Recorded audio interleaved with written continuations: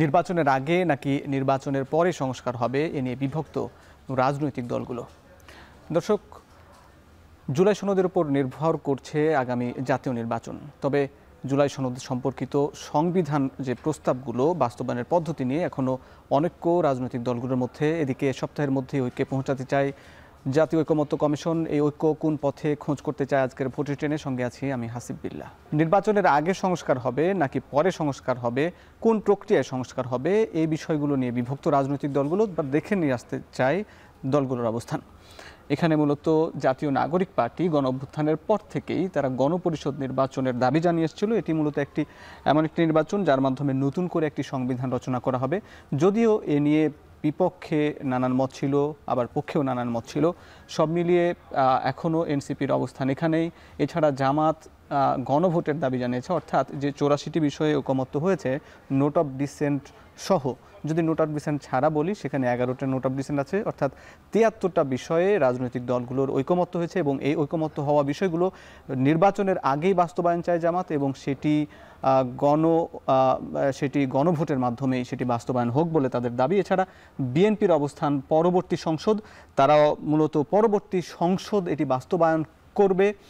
পরবর্তী সংসদ এই নির্বাচন এবং এই যে সংস্কারগুলো হচ্ছে সেগুলো বাস্তবায়ন করবে জন্য যা যা প্রয়োজন, এই দাবিগুলোই বিএনপি বরাবরই জানিয়ে এসেছে এবং এখনও তার অবস্থান এখানে।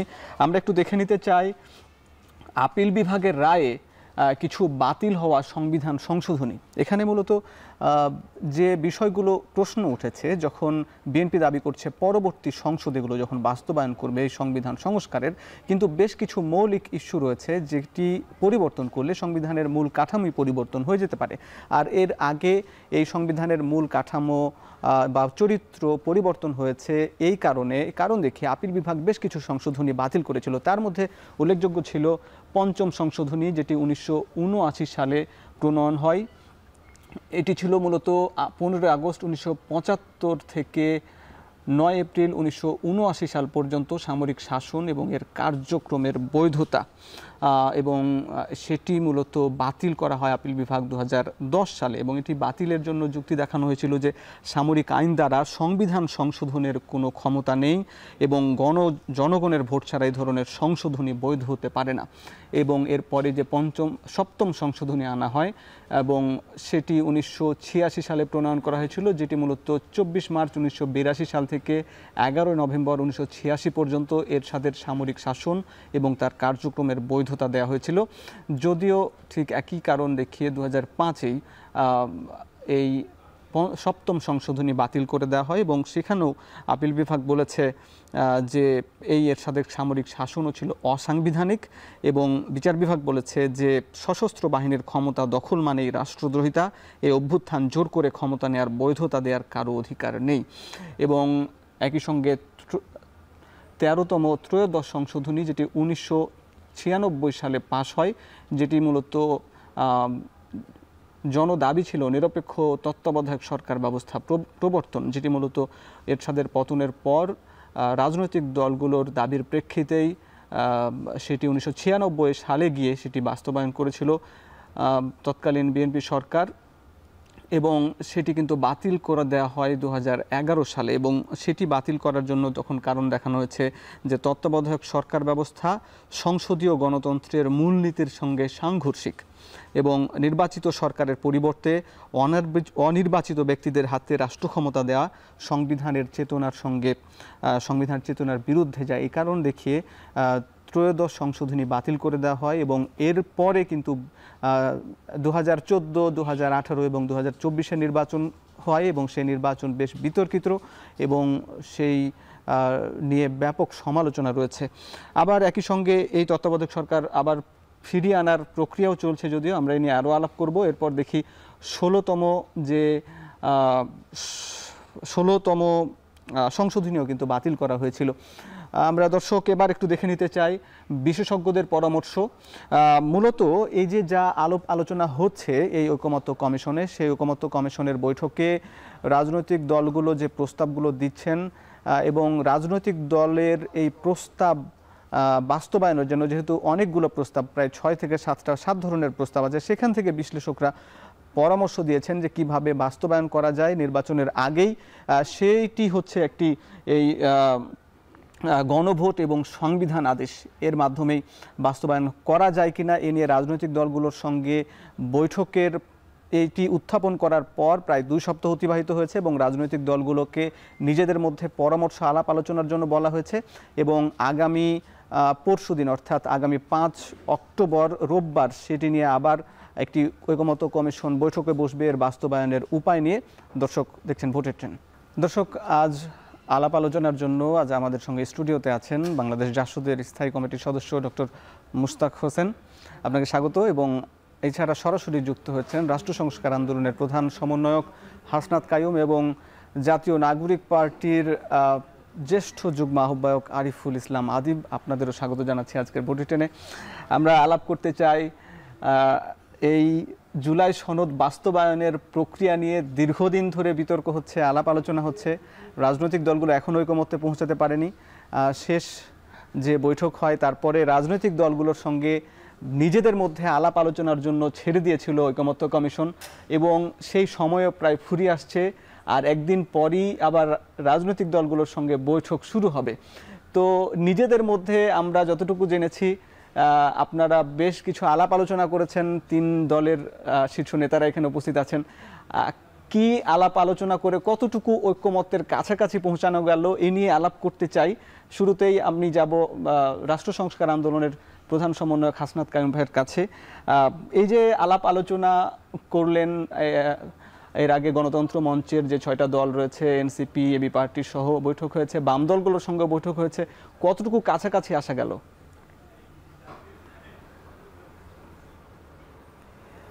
ধন্যবাদ আপনাদেরকে এবং যারা সহ আলোচক আছেন তাদেরকে আমি শুভেচ্ছা এবং ধন্যবাদ জানাই। প্রথমত গণতন্ত্র মঞ্চে নিজেদের মধ্যেই ধরেন আসলে এক ধরনের মত পার্থক্য ছিল। তো আমরা নিজেদের এই যে 6টি দল গণতন্ত্র মঞ্চ, তারা প্রাথমিকভাবে আমরা একটা জায়গায় এসেছিলাম যে আসলে এইবারের যে জুলাই সনদ এটার অন্তত একটা আইনি স্বীকৃতি লাগবে, এইটার এক ধরনের মানে এইরকমভাবে এটার পরিবর্তনটা বা সংস্কারটা করতে হবে যাতে আসলে এটা টেকসই হয় এবং যাতে আসলে সমস্ত রাজনৈতিক দলগুলি এটাকে 14 পর্যন্ত আসলে সম্ভব নিজেদের মধ্যে বিষয়গুলি নিয়ে যদ্দূর বিরোধ আছে সেইগুলিও আসলে যতটা সম্ভব কমায় আনা যায়।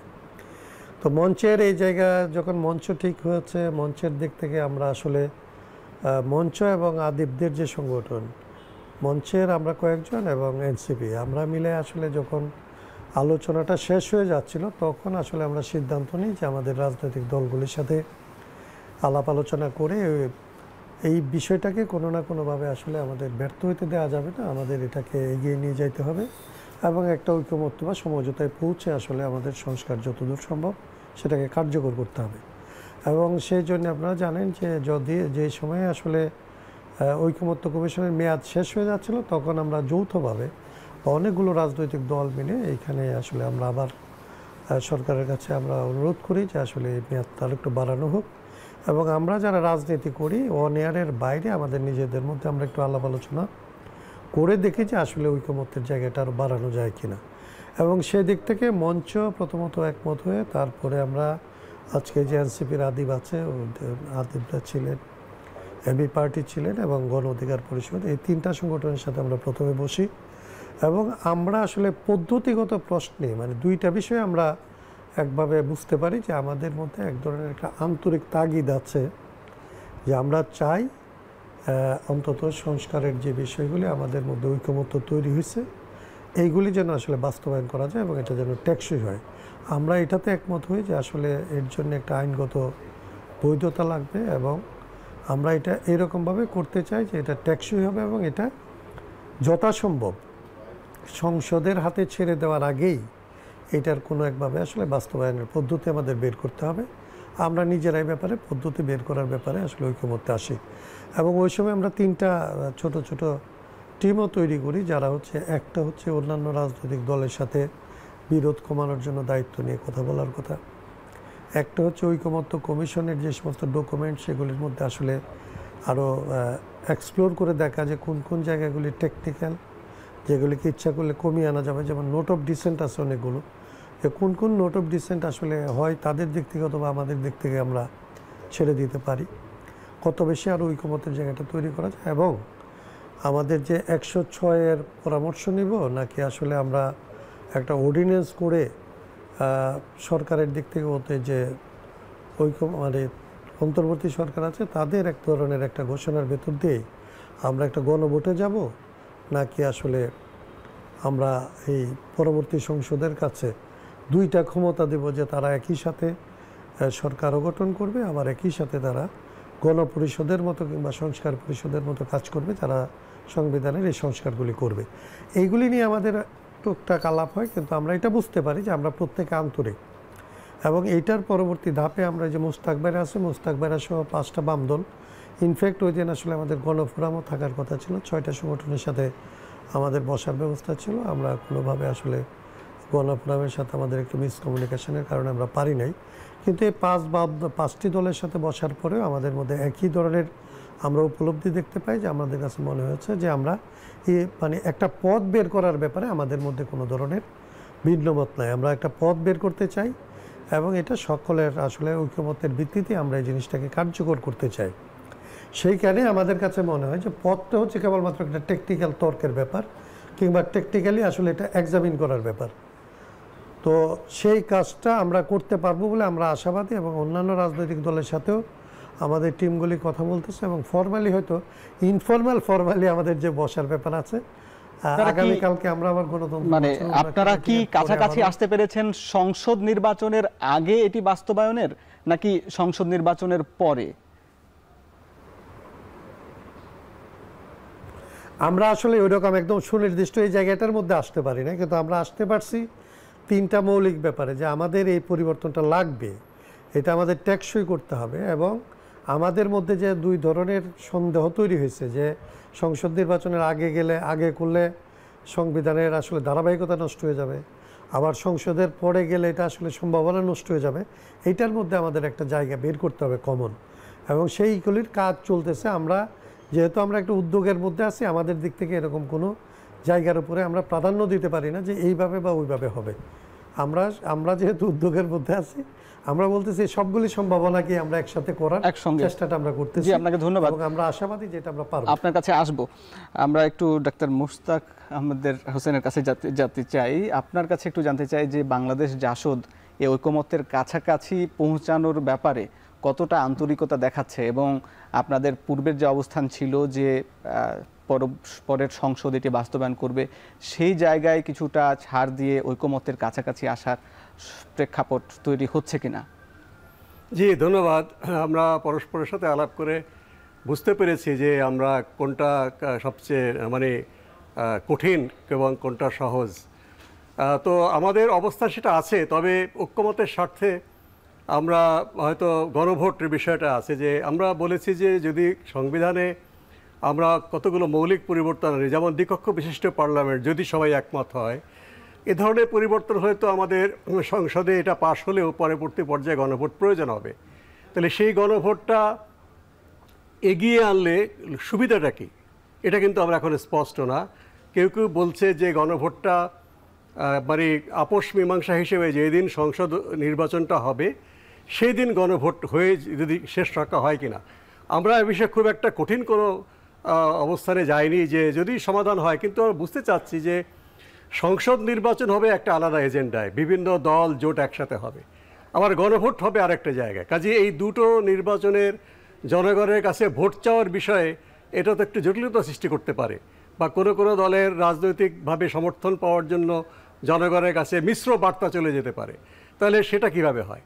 আবার আগে গণভোট করার পক্ষে অধিকাংশ দল না, ইভেন কি যারা গণভোটের পক্ষে, কিন্তু আগে যদি গণভোট করার আয়োজন করতে হয় তাহলে সংসদ নির্বাচনটা মানে ক্ষতিগ্রস্ত হতে পারে। কাজে সেটা একটা বিষয় আছে। তবে এক বিষয়ে আমাদের মতামত আমরা পরিষ্কার বলেছি এবং অন্যদেরকে বোঝাবার চেষ্টা করেছি যে বিশেষ কোনো সাংবিধানিক আদেশ সেটা আমাদের কাছে গ্রহণযোগ্য না। যারা এটার পক্ষে বলেন তারা কোনো কোনো সময় মার্শাল ল জারি করার মতো করে তারা ব্যবহার করতে চায়, সেটা একেবারেই সংবিধান বিরোধী, জনগণ ইচ্ছার বিরোধী। এভাবে যে পঞ্চম সংশোধনী, সপ্তম সংশোধনী হয়েছে, এগুলো কিন্তু পরবর্তী পর্যায়ে বাতিল হয়ে গিয়েছে উচ্চতর আদালতে এবং সংবিধানে, সেটা বাতিল হয়ে গিয়েছে। কাজেই সামরিক শাসনের উদাহরণ দিয়ে এখানে বিশেষ আদেশ করার প্রয়োজন নেই। যদি জুলাই গণঅভ্যুত্থানের আগে কোনো একটা বিশেষ বিষয় নিয়ে আমরা ম্যান্ডেট চাইতাম, গণঅভ্যুত্থানের ম্যান্ডেট তো হচ্ছে ফ্যাসিবাদের বিদায় এবং ফ্যাসিবাদী ব্যবস্থা যেন ফেরত না আসে, আর বৈষম্যটা আমরা কমিয়ে আনতে চাই। কাজে এখানে সবচেয়ে বিষয় ছিল যে গণঅভ্যুত্থানের যে আইনগত বৈধতা, গণঅভ্যুত্থান পরবর্তীতে যে অন্তর্বর্তীকালীন সরকার গঠিত হয়েছে সেটার সাংবিধানিক স্বীকৃতি অবশ্যই দরকার। সেটা করবার জন্য তো মানে সুপ্রিম কোর্টের মতামত নিয়ে করা হয়েছে এবং আগামী সংসদে অবশ্যই প্রথম কাজটা হবে অন্তর্বর্তীকালীন সরকারের আইনগত বৈধতা দেওয়া। সেটার বিষয়ে কারো কোনো দ্বিমত নেই। এছাড়া অন্য কোনো বিষয় যদি আমরা বিশেষ সাংবিধানিক আদেশের মাধ্যমে কায়েম করতে চাই সেটা কিন্তু এটা মানে টিকবে না। যেমন মার্শাল করে আমাদের রাষ্ট্রীয় যে মূল সংবিধান, সেই মূল সংবিধান ধর্মনিরপেক্ষতা কেটে আল্লাহর উপর অবিচল আস্থা আনা হয়েছিল, এগুলো কিন্তু টিকেনি পরবর্তী পর্যায়ে। এগুলো জনগণের ম্যান্ডেট নিয়েই করতে হবে। আর মুক্তিযুদ্ধের সময় 26শে মার্চ থেকে 16 ডিসেম্বরের মধ্যে করতে হচ্ছে, তো আমাদের সংবিধান ছিল না। স্বাধীন বাংলাদেশে সংবিধান হওয়ার আগ পর্যন্ত কতগুলো বিষয়ে সাংবিধানিক আদেশ দিয়ে করা হয়েছে, তার সাথে আমরা এই এখনকার পরিস্থিতির তুলনা করতে পারি না। আরেকটা হচ্ছে যে সাংবিধানিক সভা, গণপরিষদ হতে পারে নতুন সংবিধান রচনা করার জন্য। আমরা এটা একেবারেই পক্ষে নই। যেই সংবিধানটা রয়েছে তার সংস্কার করেই আমরা যুগোপযোগী করব। কারণ এই সংবিধানের সাথে আমাদের মুক্তিযুদ্ধ এবং মুক্তিযুদ্ধের আগে 23 বছরের সংগ্রাম, সেই সংগ্রামের ধারাবাহিকতায় এই 72-এর সংবিধানটা এসছে। যদিও অনেক সীমাবদ্ধতা এখানে আছে, এটা কোনো দলীয় সংবিধান না। এবং ওই সময়ে এবং যারা মুক্তিযুদ্ধে ছিলেন বা তার আগে সংগ্রাম করেছেন কেউই কিন্তু 72 সংবিধানের মূল বিষয়গুলো তারা আপত্তি করেননি এবং সেটা সমর্থনই করেছেন। কিন্তু আমরা কি আরও গণতান্ত্রিক করতে চেয়েছি, কাজে এটা বাতিল করার দাবিটা আমরা কোনোভাবেই গ্রহণ করতে পারি না। জি, আপনাকে ধন্যবাদ। আমি জনাব আরিফুল ইসলাম আদিব আপনার কাছে জানতে চাই, এখানে মুশতাক হোসেন বললেন যে এই 72-এর সংবিধান বাতিলের দাবি আগে তেমন একটা হয়নি, গণতান্ত্রিক বিষয়ে উত্তরণের প্রয়োজন হয়েছে, এই জন্য গণপরিষদের তো প্রয়োজন আসছে না। আপনারা এখনও সে গণপরিষদের দাবি করে আসছেন। জুলাই সনদ বাস্তবায়নের যে জাতীয় ঐক্য, এই ঐক্যের স্বার্থে আপনারা কি আপনাদের অবস্থান বদলাবেন কিনা? আপনাকে ধন্যবাদ এবং আপনার মাধ্যমে যারা দেখছেন সবাইকে ধন্যবাদ জানাচ্ছি। প্রথমত বিষয় হচ্ছে যে গণ অভ্যুত্থান পরবর্তীতে আমরা বারবার বলে আসছিলাম বাংলাদেশ রাষ্ট্রের যে দীর্ঘদিনের যে রাজনৈতিক অচলায়তন কিংবা রাজনৈতিক যে সংকট এবং বিশেষ করে যখনই ক্ষমতা পরিবর্তনের যে উপায়গুলো আসে সেগুলা নানা ধরনের সমস্যা সংকটের সমাধানের দীর্ঘস্থায়ী এবং স্থায়ী সমাধানের জন্য আমরা বারবার বলে আসছিলাম যে বাংলাদেশের স্থায়ী সমাধানটা হচ্ছে গণপরিষদ নির্বাচনের মাধ্যমে নতুন সংবিধান প্রণয়ন। এবং আমরা অনেকগুলো কারণ বলবো যে আমাদের যে রাজনৈতিক 54 বছর ধরে যে রাজনীতি চলে আসছে সেখানে আমরা ব্যক্তির দোষ কিংবা হচ্ছে কাঠামোর দোষ আমরা দেখি, একই সাথে আমাদের যে বিদ্যমান সেই বিদ্যমান সংবিধানের যে ক্ষমতার যে কাঠামো, এখানে শাসন ব্যবস্থার যে কাঠামো আছে সেই কাঠামো একটি অন্যতম দায়। ফলশ্রুতিতে আমরা বারবার বলে আসছিলাম যে নতুন সংবিধান প্রণয়নের জন্য। এবং ঐক্যমত কমিশনও যখন যাত্রা শুরু করে তখনও তারা এই জুলাই সনদের আইনি ভিত্তি কি হবে সেটা নিয়ে তারা 6টি মতামত দিয়েছিল। তার ভিতরে একটি ছিল যে গণপরিষদ নির্বাচন এবং এছাড়া ছিল গণভোট কিংবা পরবর্তী সংসদের আগে গণভোট, বিশেষ নির্বাহী আদেশ, এরকম অনেকগুলো সংবিধান সভা নির্বাচন, এরকম অনেকগুলো প্রস্তাব দিয়েছিল। যে পরামর্শ দিয়েছে সেখানে কিন্তু গণপরিষদ ছিল না। সংসদ তারা বলেছিল যে 6টি দিয়েছিল, 6টির ভিতর গণপরিষদও একটি ছিল। তো সেই জায়গা থেকে বিশেষ করে পরবর্তী সংসদে আমরা দেখেছি সর্বশেষ কোরবানি বা এর পরে আমরা তারা হচ্ছে পরবর্তী সংসদের দিকে শুধুমাত্র একদিকে টেনে নিয়ে যাওয়ার প্রবণতা আমরা দেখেছিলাম ঐক্যমত কমিশনের। সেই জায়গা থেকে আমরা বলেছিলাম যে এই ঐক্যমত কমিশন দীর্ঘ 6 মাস কাজ করে যে প্রস্তাবনাগুলো এনেছে সেখানে সংবিধান রিলেটেড যে প্রস্তাবনাগুলো সেগুলোর অধিকাংশ বেশ কিছু আমাদের সংবিধানে যে বেসিক স্ট্রাকচার আছে সেই স্ট্রাকচার পরিবর্তনের এবং কাঠামো পরিবর্তনের প্রস্তাব করেছে। আমাদের বিশেষ করে দ্বিকক্ষ বিশিষ্ট সংসদ, প্রধানমন্ত্রী থাকাকালীন কোনো দলীয় প্রধান থাকতে না পারা, এখানকার সাংবিধানিক প্রতিষ্ঠানগুলোতে নিয়োগের ক্ষেত্রে বিশেষ কমিটি প্রণয়ন, এরকম বেশ কিছু প্রস্তাব যেগুলো আসলে আমাদের মৌলিক কাঠামো পরিবর্তনের জায়গায়। এখন বিদ্যমান সংবিধানের যখন বেসিক স্ট্রাকচার পরিবর্তনগুলো আসে, সেটি আসলে পরবর্তী আদালতে রিট হয়ে আপিল বিভাগ এবং সেটি আসলে টিকে না। ফলশ্রুতিতে আমরা যেটা দেখি যে গত 54 বছর ধরে যখন যেই দল রাজনৈতিকভাবে ক্ষমতায় আসছে, তারা ক্ষমতায় এসে দলীয় যে মূলনীতিগুলো থাকে, দলীয় যে এজেন্ডাগুলো থাকে, সেগুলোর আলোকে সংবিধানকে বারবার সংশোধনী করে, পরের বার সরকার এসে সেটা আদালতের মাধ্যমে বাতিল করে, আবার সংশোধনী করে। এরকম একটি সংশোধন এবং বাতিল বারবার একটা খেলা চলে। ফলশ্রুতিতে আমাদের এই সংবিধান, আমরা বারবার বলেছি যে এটার স্থায়ী সমাধানটা হচ্ছে একটা গণপরিষদ নির্বাচনের মাধ্যমে একটা নতুন সংবিধান প্রণয়ন করা। সেখানে বেসিক স্ট্রাকচার এমন একটা জায়গা থাকবে যেটা আসলে দলমত নির্বিশেষে একটি স্ট্যান্ডার্ড জায়গা থাকবে। কিন্তু আমরা যদি এখন বারবার এই স্ট্রাকচারটা পরিবর্তন করার সংশোধনী বলি, তাহলে দেখা যাচ্ছে যে এটা স্থায়ী কোনো সমাধান হবে না। এবং আমরা দেখেছি বিশেষ করে অন্যান্য দলগুলো যে প্রস্তাবনা দিয়েছে, জামাত প্রথমে তাদের জায়গায় বলেছিল গণভোট, এবং পরবর্তীতে এখন তারা সাংবিধানিক আদেশের জায়গাটা এসছে। বিএনপি তো শুধুমাত্র পরবর্তী সংসদের দাবি প্রতি তারা অটল আছে। তারপরে সর্বশেষ বৈঠকে তাদের বলছিল যে যদি আইনি ভিত্তির করা যেতে পারে, সেক্ষেত্রে তারা আদালতের পরামর্শ চেয়েছে। তো সেই জায়গাটি আমরা বারবার বলেছি যে এটার আসলে স্থায়ী সমাধান, আমরা যে দাবিটি বলেছিলাম যে গণপরিষদ নির্বাচন, তার বিকল্প এবং কিংবা এর চেয়ে অন্য কোন জায়গাটা আমরা সেটি সঠিকভাবে এখন পর্যন্ত সেই জায়গাটি আমরা পাইনি। জি, আপনারা পাননি। এখন আমি একটু জানতে চাই আপনার কাছে যে এই বিষয়গুলো তো আমরা জানি যে কার কোন কোন দলের অবস্থান, কিন্তু ঐক্যের স্বার্থে আবার একই সঙ্গে যে পরিবেশ এই মুহূর্তে রয়েছে, বিশেষজ্ঞ টিম তারাও সংবিধান আদেশ এবং গণভোটের কথা বলেছে, এবং এই ব্যাপারটা নিয়ে রাজনৈতিক দলগুলোর মধ্যে আলাপ হচ্ছে। এখন নতুন করে আবার গণপরিষদের দাবি শুধুমাত্র আপনাদের কাছ থেকে আসছে। এখন ঐকমত্যের স্বার্থে বা জাতীয় জুলাই সনদের প্রয়োজনে আপনারা যদি গণভোট হয় বা সেই প্রস্তাবের দিকে যদি রাজনৈতিক দলগুলো অনেকটা কাছাকাছি আসে, আপনারা কি সেই জুলাই সনদের স্বাক্ষর করবেন? দেখেন, আমাদের এখানের যে বিষয়টি আমরা বলেছি, স্বাক্ষরের চেয়ে মূল কথা হচ্ছে যে যেই সনদটি হয়েছে সেই সনদটির আইনি ভিত্তি এবং এর দীর্ঘমেয়াদী এর সুরক্ষাটা কি হবে।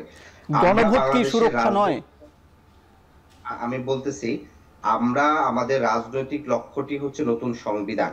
সেই জায়গা থেকে আমরা মনে করি যে সনদটি দীর্ঘ 6 মাস ধরে একটা জায়গায় আসছে, সেটা এই দীর্ঘমেয়াদী আমাদের নতুন সংবিধান প্রণয়নের ক্ষেত্রে একটা প্রাথমিক গাইডলাইন হিসাবে কাজ করবে।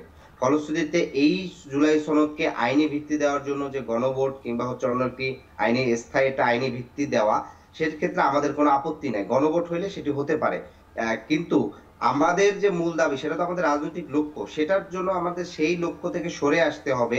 গণভোট হলে মানে জুলাই সনদের আইনি ভিত্তি হলে সেটার সাথে কিন্তু আমাদের কোনো এখানে বিরোধ নেই। মানে আমাদের একটা হচ্ছে রাজনৈতিক লক্ষ্য নতুন সংবিধান, সেটা আমরা যদি এই বছর আমরা গণপরিষদ আদায় করতে পারি সেটা আমাদের অর্জন হবে, যদি না হয় তাহলে সেটা আমাদের রাজনৈতিক লড়াই চলবে। কিন্তু সনদের ক্ষেত্রে আমাদের ভিত্তিটা হয়েছে, অবস্থানটা হয়েছে আইনি ভিত্তিটা হওয়া। সেটা গণভোট হতে পারে কিংবা আলোচনা করে অন্য একটা ভিত্তি হতে পারে। জি, আমরা স্পষ্ট আপনার কথায় যে এনসিপির রাজনৈতিকভাবে তারা নতুন সংবিধানের দাবিতে তারা মাঠে থাকবে, তারা আন্দোলন করবে, দাবি জানিয়ে আসবে, কিন্তু এই জুলাই সনদের আইনি ভিত্তির প্রয়োজনে গণভোট যদি রাজনৈতিক দলগুলো মেনে নেয়, সেখানে এনসিপির আপত্তি নেই, আমরা যতটুকু বুঝতে পেরেছি। আমরা এ নিয়ে আরও আলাপ করব। এখানেই ধন্যবাদ জানাতে হচ্ছে জনাব আরিফুল ইসলাম আদিবকে। বাকি দুজন অতিথি আপনারা থাকবেন। দর্শক, ভোটে টেনে নিচ্ছি একটা বিরতি, ফিরছি একটু পরেই।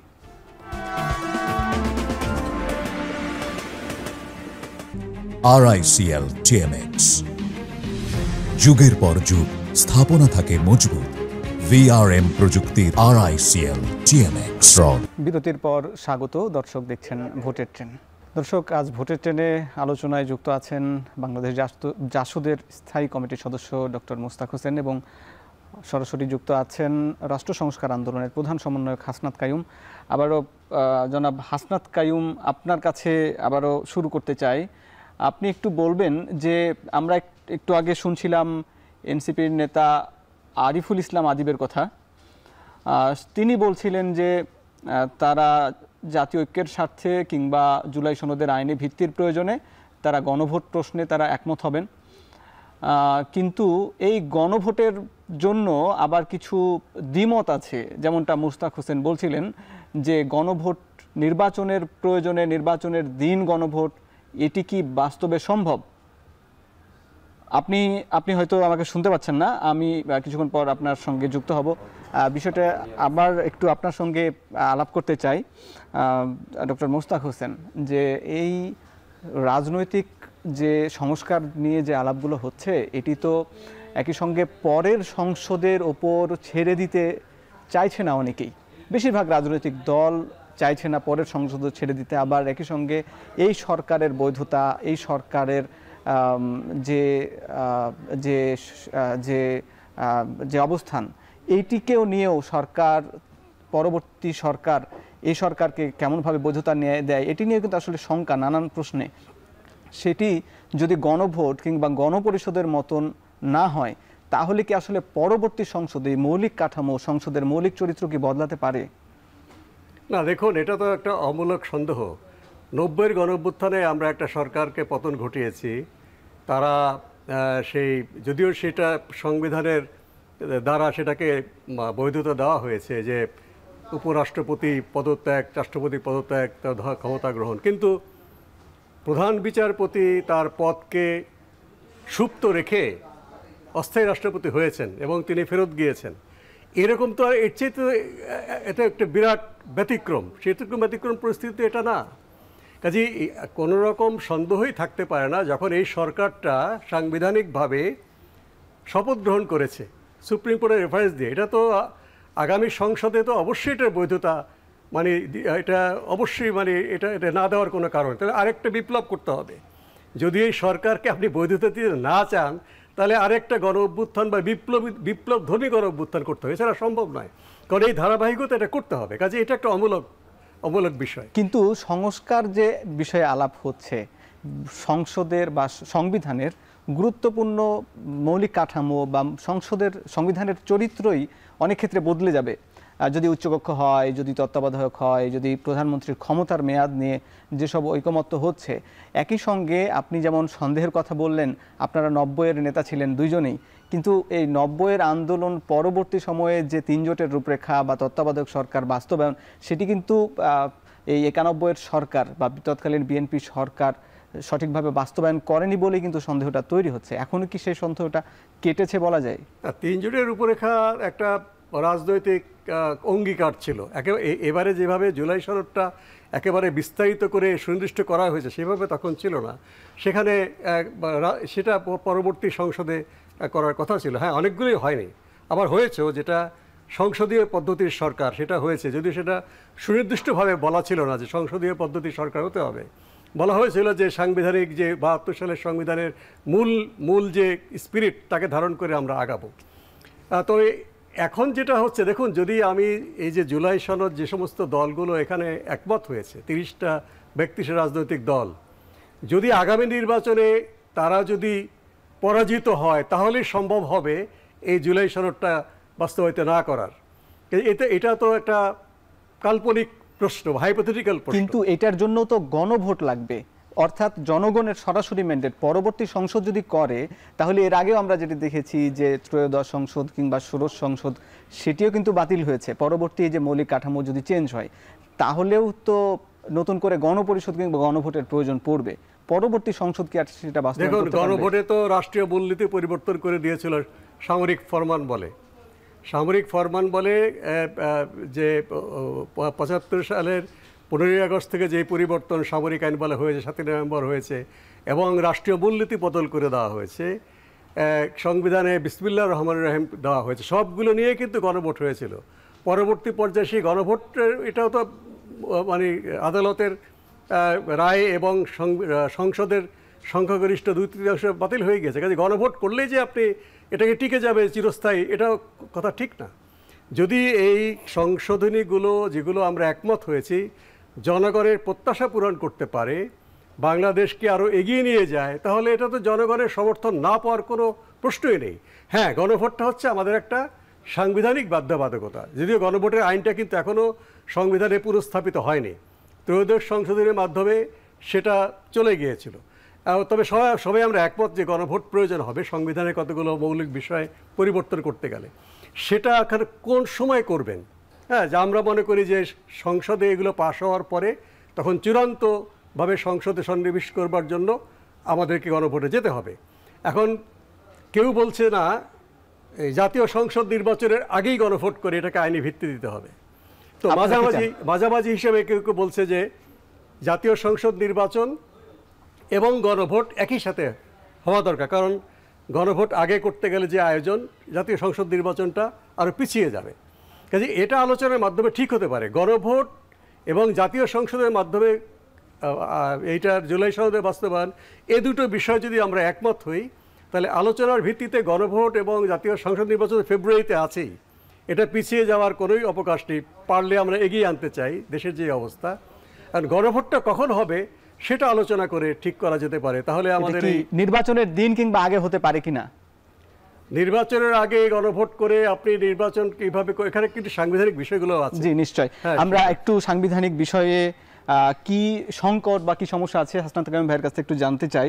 যে গণভোট প্রশ্নে ডক্টর মুস্তাক যেমনটা বললেন যে বেশ কিছু সংকট, বা এই যে এই গণভোটটা কি শুধুই সাংবিধানিক প্রয়োজনে, নাকি আসলেই এই মৌলিক কাঠামোর জন্য পরিবর্তন যদি হয় সেক্ষেত্রে গণভোট জরুরি? যদি তাই হয়, এই তিনি যেটি বললেন যে ৭৫ থেকে ৭৯ পর্যন্ত যে কার্যক্রম, বিশেষ করে সংবিধানে আর মূলনীতি পরিবর্তন, বিসমিল্লাহির রহমানির রহিম যোগ করা, এই বিষয়গুলো তো পরের সরকার বা পরের আপিল বিভাগ বাতিল করেছে। তাহলে এই জুলাই সনদের ঐকমত্য হওয়া বিষয়গুলো কি পরবর্তীতে আপিল বিভাগ বাতিল করতে পারে কিনা, এই শঙ্কা আছে কিনা?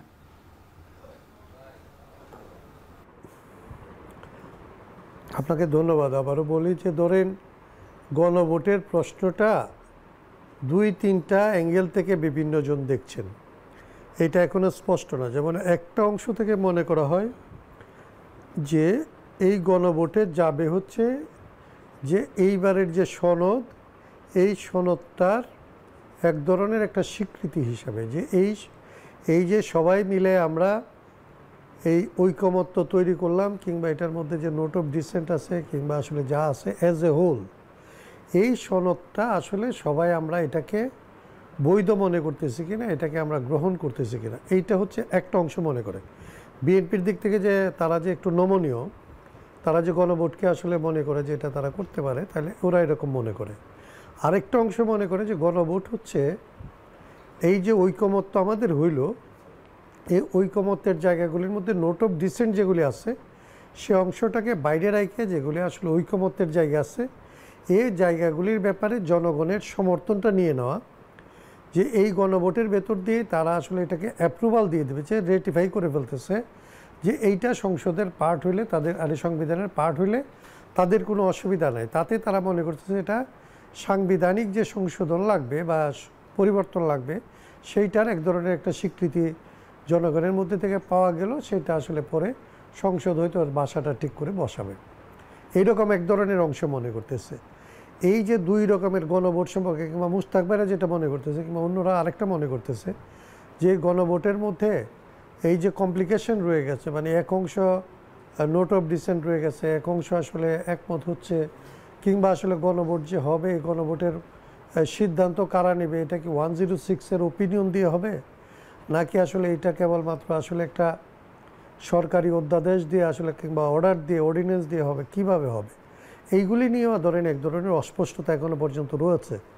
এখন পর্যন্ত যেটা প্রবলেম হয়েছে সেটা হচ্ছে যে আমরা যারা রাজনৈতিক দল হিসাবে যারা ঐকমত্য কমিশনের সাথে বসছি, ঐকমত্য কমিশন একটা কিছু বিষয়কে তারা আসলে এক্সপার্ট ওপিনিয়ন হিসাবে আমাদের কাছে প্রেজেন্ট করতেছে, কিন্তু আমরা ঐকমত্য কমিশনকে সরাসরি এক্সপার্টদেরকে আমরা সরাসরি শুনতে পাচ্ছি না।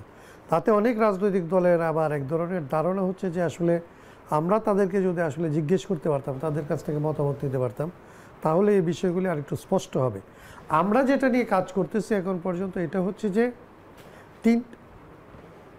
তিনটা জিনিস আসলে করা যায় কিনা। একটা হচ্ছে যে গণভোট নিয়ে যে সংশয় সন্দেহ এগুলি আছে, যে জটিলতা তৈরি করার কথা এগুলি আছে, গণভোটের ভেতর দিয়ে যদি আসলে সামরিক শাসনের আমলের যে গণভোট, যেটা সুপ্রা কনস্টিটিউশনাল একটা অবস্থান থেকে তারা আসলে করে তারপরে রেটিফাই করেছে, আর অভ্যুত্থানের পরের যে গণভোট, যেটাতে আসলে সমস্ত রাজনৈতিক দল ঐকমত্যের ভিত্তিতে যদি এটার আয়োজন করে, কিংবা যে সরকার, এই সরকার যে 106-এর অধীনে এক ধরনের বৈধতা নিয়ে এখন যে কাজ করতেছে, তাতে আসলে সে যদি সংবিধানকে অমান্য না করে আসলে একটা গণভোট করার চিন্তা করে, যেটাকে পরবর্তীতে আসলে সরকার রেটিফাই করে নেবে, এই অ্যারেঞ্জমেন্টগুলি কি হবে, এগুলি নিয়ে এখনো পর্যন্ত খুব সুনির্দিষ্ট কোনো প্রস্তাব কোনো দিক থেকে আমরা পাই নাই। মানে না ঐকমত্য কমিশন, না রাজনৈতিক দলগুলি একসাথে একমত হইতে পারছে। জি নিশ্চয় স্যার, নিশ্চয়। আমরা একটা জিনিস ঐকমত, আমরা আমাদের এখানেই আপনাকে থামাতে হচ্ছে। আমরা এই নিয়ে ঐকমত্য কমিশনে আপনাদের বক্তব্য শুনবো, আবার আলাপ হবে। জাস্ট 30 সেকেন্ডে আপনার কাছে একটু জেনে নিতে চাই যে এই সব কিছু মিলিয়ে যদি ঐক্যের স্বার্থে কোনো নির্বাচনের আগেই এটি একটি ভিত্তি দেওয়ার প্রয়োজন হয়, আপনাদের অবস্থান কি হবে? সেই ভিত্তিটা অবশ্যই সংবিধানকে অতিক্রম করে যেন না করা হয়। সংবিধানের যে বিধিবিধান রয়েছে তার মধ্যেই করতে হবে। তবে সবচেয়ে বড় কথা হচ্ছে রাজনৈতিক দলগুলো যদি অঙ্গীকার করে, যৌথ অঙ্গীকার করে জনগণের সামনে, এটা সবচেয়ে বড় সম্পদ, সেটার আইনি ভিত্তি ভবিষ্যতে অবশ্যই দিতে হবে। যদি এটা তো হতে পারে না যে এই 30টি দল তাদের বিরুদ্ধে বাইরে যারা আছে তারা আগামী নির্বাচনে জয়লাভ করবে, যদি হয় সেটা মাথা পেতে নিতে হবে। কিন্তু আমরা অঙ্গীকারাবদ্ধ যে ঐক্যমত, যার নোট অফ ডিসেন্ট আমাদের নেই, আমরা এগুলোর পক্ষে অবশ্যই থাকতে হবে। জি অনেক ধন্যবাদ আপনাদের দুজনকেই। দর্শক ভোটের ট্রেন নিচ্ছে আরও একটা বিরতি, ফিরছে একটু পরে। বিরতির পর স্বাগত। দর্শক দেখছেন ভোটের ট্রেন। আজ আমরা কথা বলছি ঐক্যের খোঁজ নিয়ে। জানতে চাই তৃণমূল মানুষের মতামত। মানিকগঞ্জ থেকে প্রান্তিক মানুষের সঙ্গে কথা বলে মতামত পাঠিয়েছেন সহকর্মী আসাদ জামান। ভোটের ট্রেনে মানিকগঞ্জ থেকে যুক্ত হচ্ছি আমি আসাদ জামান। দেশের রাজনৈতিক অঙ্গনে আলোচিত বিষয়ের মধ্যে একটি সংবিধান সংস্কার। এ বিষয় নিয়ে বিএনপি ও অন্যান্য দলের মধ্যে রয়েছে নানা বিতর্ক। কেউ বলছেন নির্বাচনের আগেই সংবিধান সংস্কার করা জরুরি, আবার কেউ বলছেন নির্বাচনের পরে। চলুন জেনে আসি সাধারণ জনগণ কি ভাবছে। আমি যতদূর জানি যে সংবিধান সংশোধন করতে গেলে পার্লামেন্ট অধিবেশন লাগে, পার্লামেন্ট অধিবেশনের 2/3 সদস্যের সম্মতিতে সংবিধান সংশোধন করা যায়। বরঞ্চ নির্বাচনের পরে নতুন পার্লামেন্ট বসলে তখন সবার সম্মতিতে সংবিধান সংশোধন করাটাই হচ্ছে বৈধ পথ। নির্বাচনের আগে এই সংবিধান সংস্কার করতে হবে জোরালোভাবে, কারণ বিগত শেখ হাসিনা এই সংবিধানের কারণেই এই ধরনের বিশৃঙ্খলাগ্রস্ত কিংবা স্বৈরাচার হয়েছে। সংবিধান যেহেতু সংশোধনযোগ্য, তাই নির্বাচনের আগে সংবিধান সংশোধন করা হলে নতুন নির্বাচিত সংসদ তা পরিবর্তনের সুযোগ পাবে, ফলে আগের করা সংশোধন কার্যকর নাও হতে পারে। গত 54 বছরে অনেক সরকার আসছে, তারা এই সংবিধানের কারণে হয়তো ফ্যাসিস্ট হতে পারছে, কারণ জনগণের কল্যাণে কোনো সরকার কাজ করতে পারে নাই। এই সংবিধানটা সংস্কার হলে হয়তো পরবর্তী সরকার এসে জনগণের কল্যাণে কাজ হবে। সংবিধান অবশ্যই সংশোধন হোক, কিন্তু এই মুহূর্তে না, কারণ এই মুহূর্তে যদি সংবিধান পরিবর্তন করা হয় পরবর্তীতে নির্বাচনের পরে এটা বিতর্কর জন্ম নেবে। একটি অবাধ, সুষ্ঠু ও নিরপেক্ষ নির্বাচনই পারে দেশের গণতন্ত্রকে শক্তিশালী করতে, সেই সাথে নাগরিকদের আস্থা ফিরিয়ে আনতে। এমনটাই ভাবছেন স্থানীয় জনগণ। আসাদ জামান, এখন মানিকগঞ্জ। আজকে রাজনীতির মাঠে ভোট নিয়ে কি আলোচনা হয়েছে, কোন দল কি বলেছেন শুনে নিতে চাই সে কথাগুলো। চলুন জেনে নিই রাজনীতিবিদদের মন্তব্য। বিচারের মাধ্যমে সাব্যস্ত হবে আওয়ামী লীগ এদেশে রাজনীতি করতে পারবে কিনা, নির্বাচন করতে পারবে কিনা। নির্বাহী আদেশের মধ্য দিয়ে কোনো রাজনৈতিক দলের নিবন্ধন বাতিল হওয়া বা কার্যক্রম বাতিল হওয়া বা রাজনৈতিক দলকে নিষিদ্ধ ঘোষণা করা আমরা আমাদের দলের পক্ষ থেকে নীতিগতভাবে আমরা কখনোই একমত নই। যা কিছুই হবে বিচারিক প্রক্রিয়ার মধ্য দিয়ে, আইনগত প্রক্রিয়ার মধ্য দিয়েই হতে হবে। আইসিটি অ্যাক্ট, যেটা মানবতা বিরোধী অপরাধের যে আদালত, ইন্টারন্যাশনাল ক্রাইম ট্রাইব্যুনালের যে আইন, সেই আইনে পরিবর্তন নিয়ে এসে সেই আইনেই আওয়ামী লীগের বিরুদ্ধে গণহত্যা এবং মানবতা বিরোধী অপরাধের জন্য রাজনৈতিক দল হিসেবে আমরা বিচার দাবি করেছি। আবার বাংলাদেশে তড়িঘড়ি করে ইলেকশন দিয়ে আপনারা পার পাওয়ার চেষ্টা করে যাচ্ছেন। আমরা আজকের এই সমাবেশ থেকে বলবো, জুলাই সনদের আইনি স্বীকৃতি না দিয়ে ফেব্রুয়ারিতে নির্বাচনের দিকে আপনারা হাঁটবেন না। কেউ যদি দিবা স্বপ্নে বিমূঢ় থাকেন যে যেন তেন নির্বাচন করে বাংলাদেশের ক্ষমতায় আসবেন, তাহলে আপনারা স্বপ্ন দেখতে থাকেন। জনগণ আপনাদেরকে যথাসময়ে ব্যালটের মাধ্যমে লাল কার্ড দিয়ে যে পথে হাসিনা গেছে সেই পথে আপনাদেরকে পাঠিয়ে দেবে। বাংলাদেশে সাহস থাকলে নির্বাচন খেলবার মতো ভালো প্লেয়ার হয়ে খেলতে আসেন। জামাত ইসলামী অনেক জানু প্লেয়ার, কিন্তু বাংলাদেশের সবচেয়ে প্রবীণ। 5ই আগস্টের পরে যে পরিবেশ তৈরি হয়েছে, আবার ওরা ক্ষমতায় যাওয়ার জন্য বিভিন্ন মিথ্যা রচনার মাধ্যমে এবং বিভিন্ন ধরনের ষড়যন্ত্রের মাধ্যমে ওরা কিন্তু এই আচরণগুলো আবার শুরু করেছে। আমাদের সতর্ক থাকতে হবে। শেষ করছি ভোটের ট্রেনের আজকের পর্ব। আবারও দেখা হবে নতুন পর্বে নতুন কোনো বিষয়ে। সে পর্যন্ত শুভকামনা।